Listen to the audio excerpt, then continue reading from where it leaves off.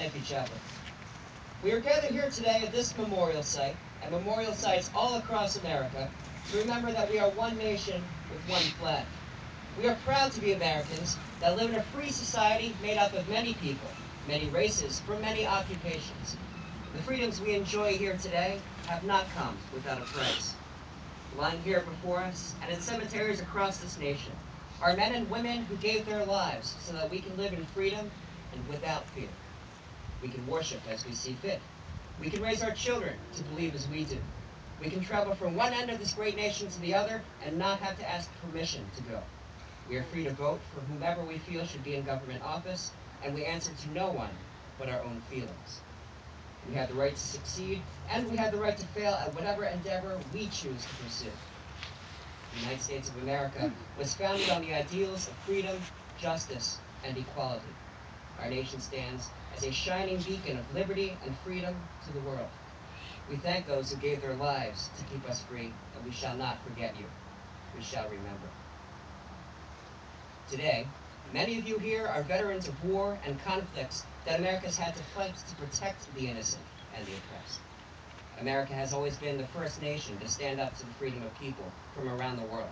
And many of you here today have answered that call and served your country well. We are here today to say thank you, and we are honored to know you. There are many men and women serving today in all branches of the military, here at home and in places far away that most of us have never heard of. These men and women are part of the best trained, best equipped force in the world. We honor them and their families for the sacrifices they make every day to keep our country safe from terrorism, hatred, and injustice that plague the world community. When you see a veteran or an active duty member of the armed forces, take a moment to say thank you. We owe them our way of life, and a moment of your time is well spent.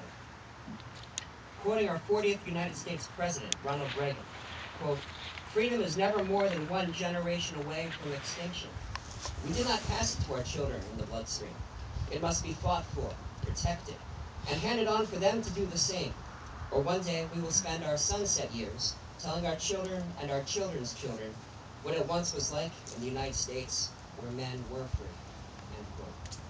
Today, we show a united front of national unity all across the United States of America as we remember the fallen, honor those who serve, and teach our children the value of freedom.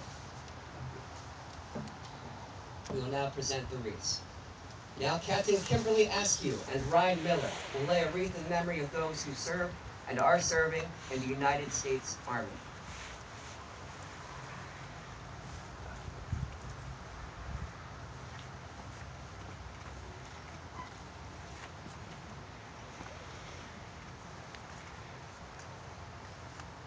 Now Sergeant Felipe Carvalho and Patrick Ivers will lay a wreath in memory of those who served and are serving in the United States Marine Corps.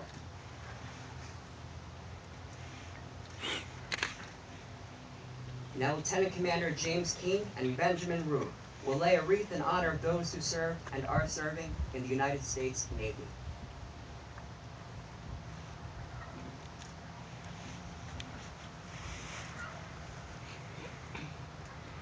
Now Tech Sergeant David Albanese and Joseph Goodrow will lay a wreath in memory of those who served and are serving in the United States Air Force.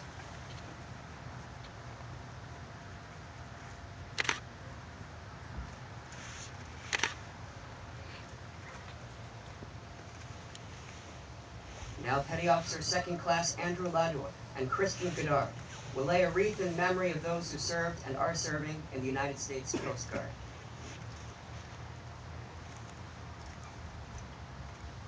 Now Captain James Nardi and Randall Wirtz will lay a wreath in memory of those who served and are serving in the United States Merchant Marines.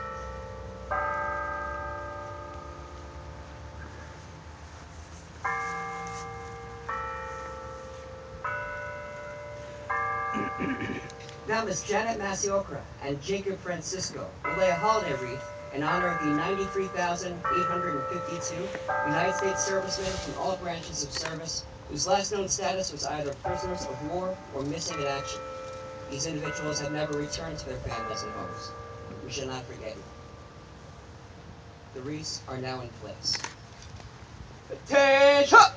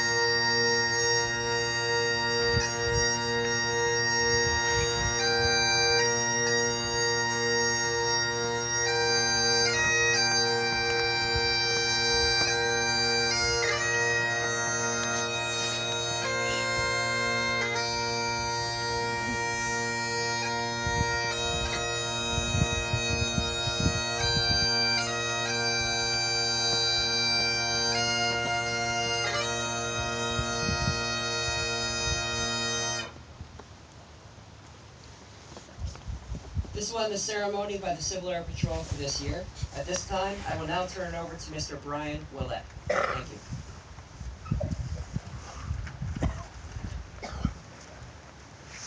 Thank you, Senator Oldfield.